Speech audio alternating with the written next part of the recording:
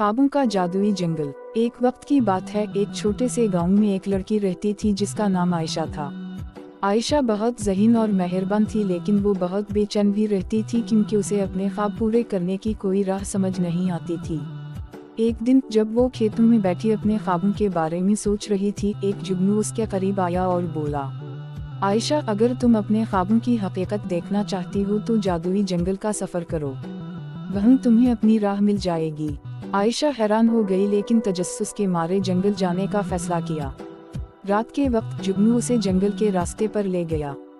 ये जंगल रोशनियों से जगमगा रहा था और हर दरख्त बोलता हुआ महसूस होता था।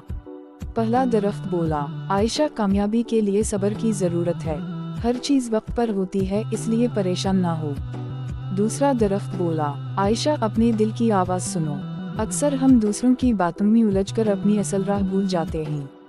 तीसरा दरख्त, जो सबसे बड़ा और मजबूत था, बोला, मेहनत और ईमान तुम्हारे सबसे बड़े साथी हैं, अगर तुम उनको अपनाओगी तो कोई तुम्हें नहीं रोक सकता। आयशा ने उन सब बातों को दिल से महसूस किया और जंगल से वापसी की राह ली। जब वो वापस अपने गांव पहुंची तो उसका दिल हल्का और पुरसुकून था।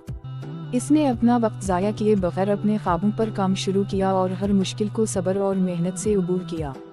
आयशा की कहानी हमें ये सिखाती है कि ख्वाबों की तबीर के लिए सब्र, दिल की आवाज़ और मेहनत बहुत ज़रूरी हैं। अगर हम इन उसूलों को अपनाएं तो कोई ख्वाब नामुमकिन नहीं रहता।